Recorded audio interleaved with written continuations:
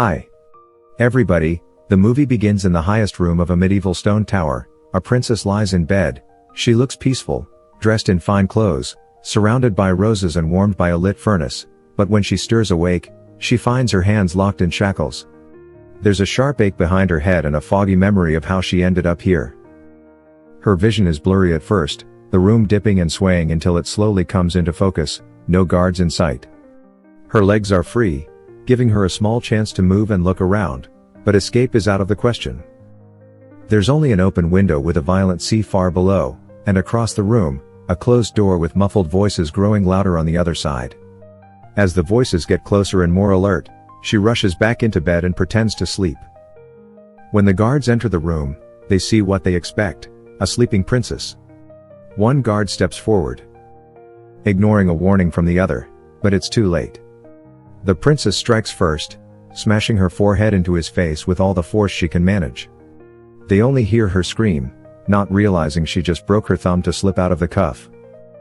Now free, she grabs the chain and swings it like a flail, turning her restraint into a weapon, but that's not all she has. Hidden in her hair is a sharp stiletto pin, which she drives straight into the face of a guard, forcing him back until he falls. With his partner down, the second guard steps up, but she's no scared prisoner. She grabs the blade from the body and strikes again, first in the calf, then in the shoulder. The knife stays buried in his shoulder, and as he rises, she's still hanging on, holding the other end. He tries to shake her loose, but she fights harder, wrapping the chain around her fist and turning each punch into a brutal, heavy blow to his face. The fight rages until she drives him back toward the open window. He mocks the idea of escape, but she's not planning to jump, she's planning to finish him, and with one hard kick, she sends him flying out the window into the crashing sea below. There's barely time to breathe. Another guard enters the room. She grabs a heavy hammer and charges, beating him down. She takes his keys, unlocks her other wrist, and after quickly cleaning herself up, she leaves the room, locks the door, and tosses the keys aside. Soon, the princess reaches another room in the tower, one with a view of the chaos unfolding below. Through the window, she sees guards locking down the entrance so no one can escape or get in. A crowd is being held at the mercy of Julius and his enforcer Moira. The royal family has fallen, and the king's pleas for peace and diplomacy mean nothing now. Julius has his own plans. He intends to marry the princess and rule the kingdom with a stronger, harsher hand, correcting what he sees as the king's weakness with power and dominance. As her family is dragged out of sight, guilt sets in. With only 2 daughters, the kingdom had no male heir. That's why she was promised to Julius. The king reminded her of that as he walked her to the altar, but she couldn't go through with it. She left him at the altar, and that's when everything spiraled out of control. Now, soaked in silence, she hides as a massive figure enters the room, a giant. He's unaware of her presence as he steps in to relieve himself. She hides inside a tub filled with water, trying to stay perfectly still. Bubbles rise as she struggles to hold her breath. The giant, too distracted by his reflection in the mirror, never notices her. Eventually, he finishes and leaves. The princess bursts out of the water, gasping for air, soaked to the bone. Her dress becomes more of a burden than anything else. She peels off the heavy layers and moves on, careful to avoid more guards, but in the hallway, she runs straight into the giant again. He's got a sword as massive as he is, and his skin is thick, even in the places he just relieved himself. It's a battle of brute strength against skill. At first, she holds him off, then she finds an opening and starts turning his own power against him. The fight escalates until she gets upper hand, climbing up onto his shoulders, grabbing the horns on his helmet and yanking it off. She drives one of the horns into his back, then smashes him in the head with the helmet, knocking him out cold. The moment stirs a memory. She remembers being a young girl who dreamed of becoming a warrior. She looked up to Lynn. Her mother, pregnant at the time, had wanted a son and didn't approve of her daughter training like a soldier, but Lynn managed to convince the queen to allow the lessons, as long as the king never found out. Meanwhile, down by the shore, the body of the guard she kicked. The window has washed up, soldiers drag it in and present it to Julius. Kerr, the head of the guards, believes the man just fell, but Moira sees the bruises and knows better. Julius doesn't like risks. He orders Kerr to check on the princess and makes it clear what will happen if things go wrong. But once Julius is out of sight, Kerr shifts the danger to someone else. He picks another guard for the job, someone who looks more suited for standing around than climbing, the type who hasn't seen the top of a staircase in years. Back in the tower, the princess takes a moment to rest in another room. She strips off more of a ruined dress to move easier. It turns out to be a smart move. Two thieves suddenly burst in. She acts fast, grabbing a broken wooden post and stabbing the first one. The second lunges, but she's already pulling the lace from her corset. In one smooth motion, she ties him to a nearby pillar, binding him in place with quick, sharp precision. She finds a crossbow and aims it at the thief still tied to the pillar, demanding to know what Julius has done with her family. But like the other, he doubts her. Even restrained, he mocks her, convinced she doesn't even know how to use it. That thought doesn't last. The first thief stirs behind her, barely upright again, until she spins around and fires. One shot, no hesitation, the body drops for the final time. If the man tied to the pillar didn't take her seriously before, he should now, but he stays defiant, still trying to talk his way through her questions. She ends the noise with another clean shot, no answers, but she leaves with a sword. The tower is with guards, all scavenging for riches and spoils. She moves carefully, avoiding every patrol, while the heavy-set guard rests on a window ledge halfway up the stairs, trying to catch his breath. The princess clings to the outside of that same ledge, holding on tight above the rocks and sea below. The sword's weight is too much to balance, so she lets it fall, watching it vanish into the water. Once the guard continues his slow climb, she pulls herself back inside, breathless, then she keeps moving, slipping quietly through shadows and narrow halls.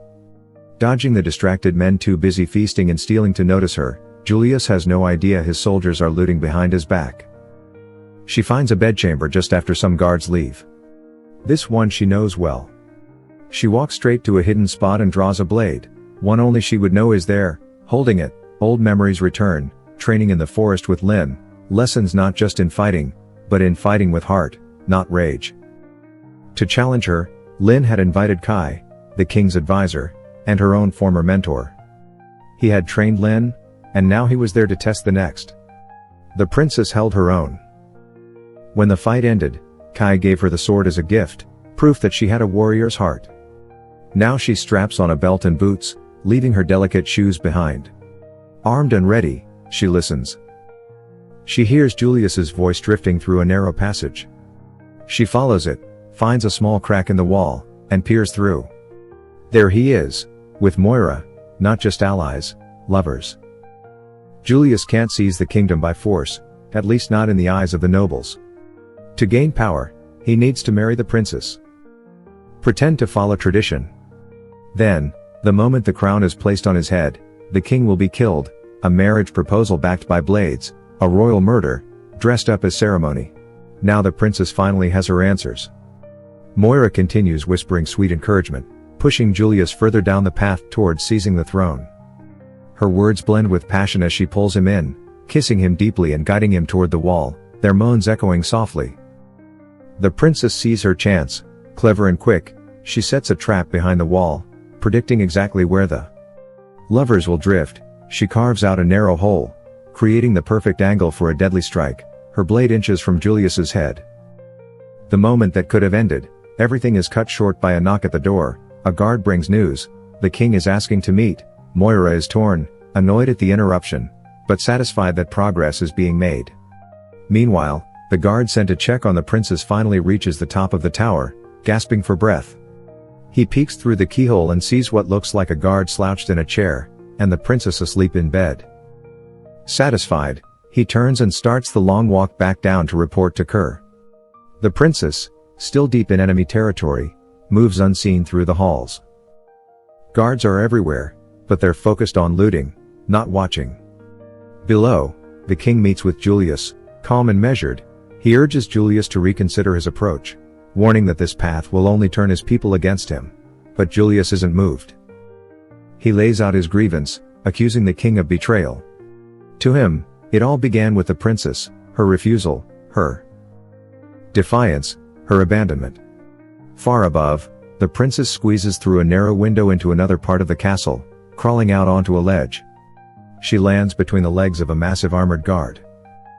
At first, she assumes he's just another oversized soldier, not worth her focus, until his sword pins her clothing to the floor. She's caught off guard and not thrilled to face another giant right after the last. But survival kicks in. She dodges his wild swings, her blade clashing against layers of steel, each hit sparks as metal strikes. Metal, her attacks barely leave a scratch. Then she finds an opening, his armpit, exposed beneath all that armor. She strikes it 3 times with precision, then, using his oiled armor to her advantage, she grabs a lit candle and throws it. Flames explode across his body, setting him ablaze in seconds. The meeting between Julius and the king ends in failure. Julius is still bent on power and dominance. Just as he's about to leave, the out-of-shape guard from earlier arrives to report that the princess is safe and sound in her room.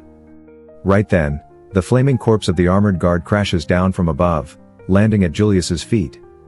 Furious, Julius orders Kerr to end whatever madness is happening in the tower, but Kerr won't get the chance. As soon as Julius steps away, Moira tries to assert herself.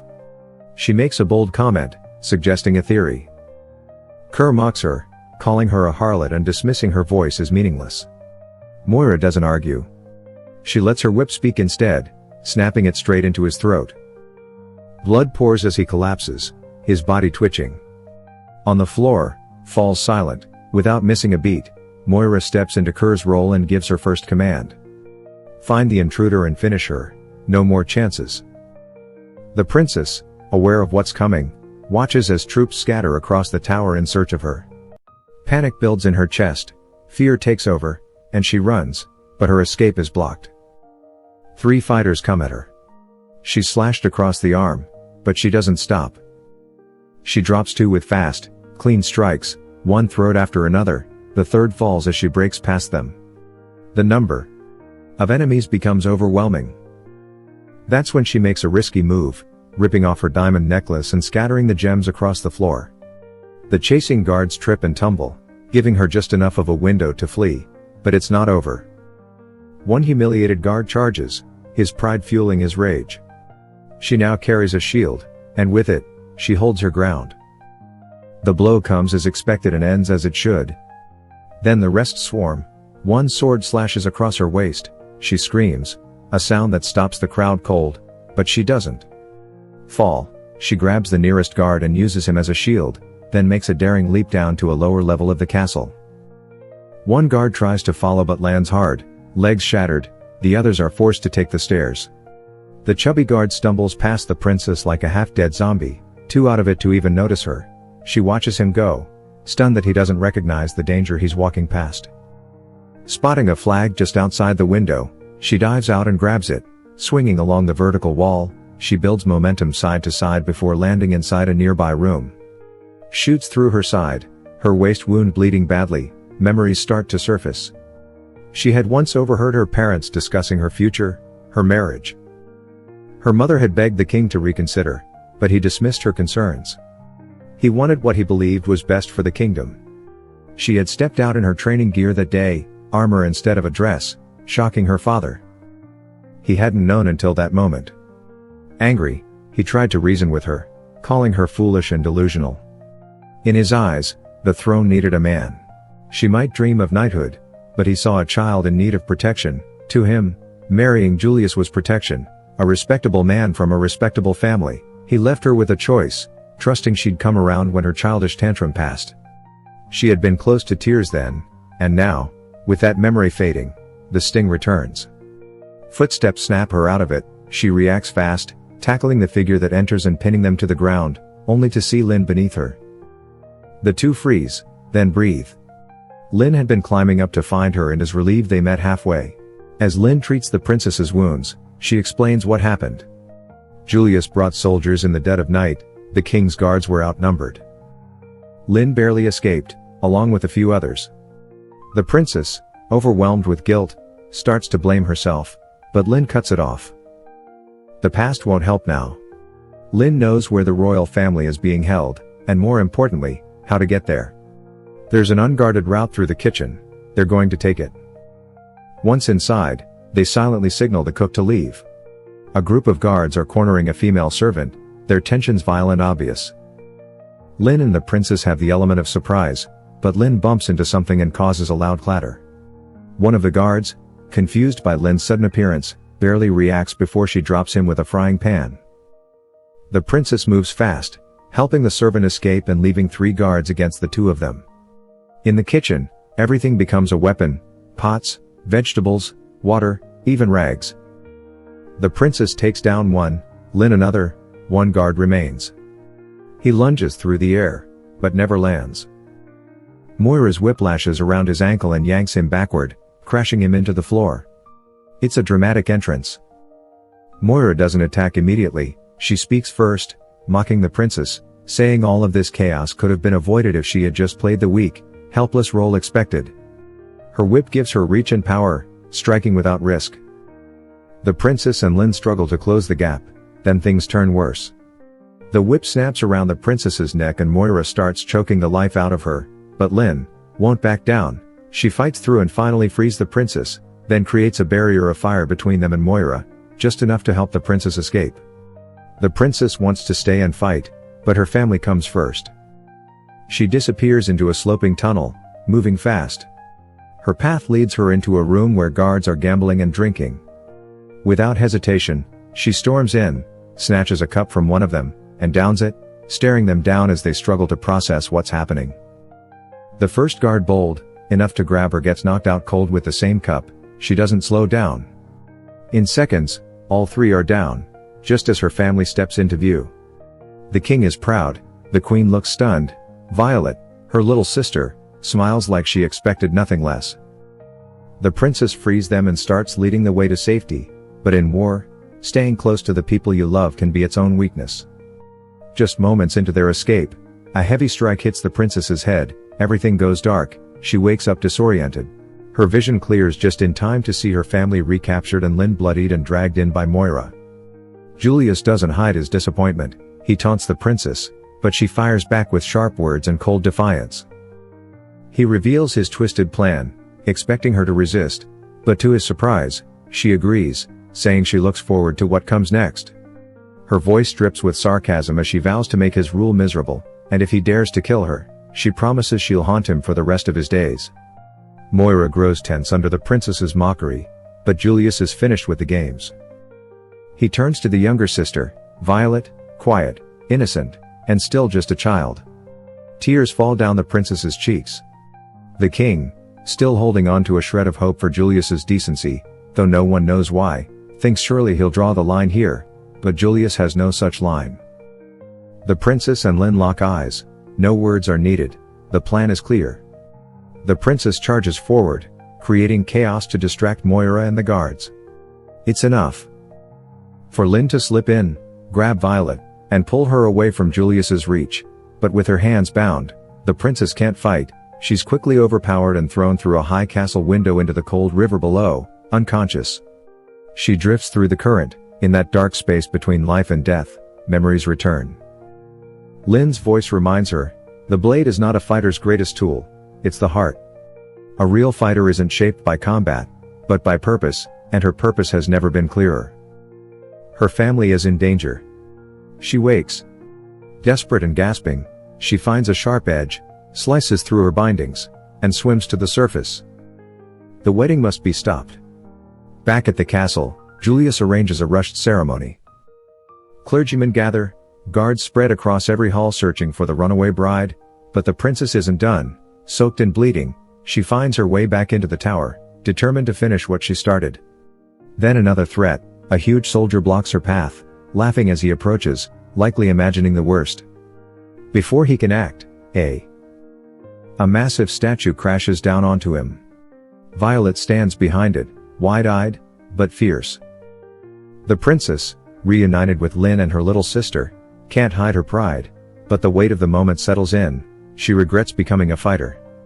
Maybe if she'd remained just a royal daughter, no one would have died, but deep down, she knows, it's not her choices that made Julius a monster. Guards are still sweeping the castle, so Lin leads the princesses into a hidden storeroom, prepared for emergencies. The hall fills with nobles and guests, waiting for a wedding that should never happen. In the storeroom, the 3 arm themselves, swords, breastplates, and courage. Even now, There's room for a laugh as Violet asks to join the fight. The princess promises that one day she will train her properly, but not today. For now, Violet must stay hidden and stay safe. Elsewhere, Julius presses a blade to the queen's face, demanding she call Violet out. The queen refuses, even with death staring her down. Soldiers pour into the castle faster than they can be stopped. Lynn discards her bow, too slow for the chaos coming, and draws a close-range double-edged sword, built for exactly this. A guard spots the princess and fires an arrow that just barely misses. It throws off their rhythm. Lynn pulls the princess into an alcove between stone pillars. It's narrow, barely enough to hide them, but it'll do.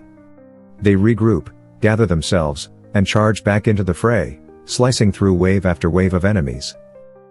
Julius, ever watch, notices something off, a flicker of tension in Kai's corner. It's subtle, a glance, a shift in posture, but enough to raise suspicion. Trusting his instincts, he moves in. Kai, realizing he's been made, quickly slips a dagger back into Violet's hand. He gives her one final nod and silently urges her to run. Elsewhere, the princess's earlier advice rings true. Lynn targets weak points, joints, and gaps in the armor. The tactic works. One enemy after another drops under their blades, but Julius isn't far behind. His inst lead him directly to Violet's hiding spot. Without hesitation, he drags her out by the arm. She fights back, but it's no use. He orders her to kneel, then turns to the priests and demands they begin the wedding immediately. From a distance, the princess and Lynn catch sight of what's happening. No more time, they share one last look, and with silent agreement, split up. Lynn bolts for the grand hall. She bursts through the doors like a storm, sword drawn, launching herself into the fray. Her entrance is so sudden and fierce, it shatters the moment and draws every eye, especially Julius's. Kai now leads the others to safety while Julius finally steps into the fight, maybe to remind everyone he's still the villain at the center of it all. But Moira isn't interested in a group brawl. She breaks away and heads outside, straight for the princess, demanding a one-on-one battle. As always, Moira keeps her distance, cracking the whip like she's performing in a ring. It slices through the air with brutal precision. In the chaos, she even knocks the princess's sword away, gaining the upper hand. But the princess adapts fast. She shifts tactics, grabs hold of the whip mid-swing, and turns it back on Moira. With brutal force, she drives the whip's sharp edge into Moira's neck. Moira falls exactly the way she once tried to kill the princess, strangled by her own weapon, her neck snapped by the same deadly cord. Inside, the king takes a desperate swing at Julius, but he's too weak. His strike barely scratches, and Julius beats him down with ease, sending him back to the queen, perhaps to explain why he didn't land a single real blow. Lynn steps forward next, taking on Julius herself. She fights hard, but he's skilled. His blade finds its way into her side, and the injury draws grim stares from both Kai and the princess. With his plan unraveling, Julius decides to crown himself. He picks up the king's crown and places it on his own head, like it was always meant to be there. The princess moves in, launching her own attack, but Julius overpowers her. He taunts her, mocks her, digging deep with cruel words that strike as hard as any blade. Their fight spills outside the hall. The king and the kingdom watch as the two battle alone, steel against steel, will against ego. Julius boasts about the reign he'll bring, about ruling with fear and brute force, no matter who suffers, but the princess holds her ground. She remembers Lynn's training, patience, and precision. Over pride, Julius talks too much, and that becomes his final mistake. She waits for the opening, and when it comes, she strikes clean. Her blade slices through his neck, ending his reign before it begins. His head drops. The fight is over. She picks up the crown and returns it to the king. The hall is silent for a moment, then bursts into cheers. The threat is gone, and peace is restored. Right there, the king makes a bold declaration. The princess is the rightful heir. No more waiting for a son. The future of the kingdom, hers. He turns to her, not just as a king, but as a father, and asks for forgiveness. He finally sees her for who she truly is. Their joy is complete when Kai approaches, supporting Lynn, who's wounded but alive. The princess rushes to her side, overwhelmed with relief. Lin made it. Victory fills the air. The people celebrate. Every enemy has been defeated, except one. Down the hallway, the chubby guard finally appears, just now finishing his long journey down the stairs. Like and subscribe for more interesting movie like this. Turn on notifications and leave a like to help the channel out. Thank you for watching.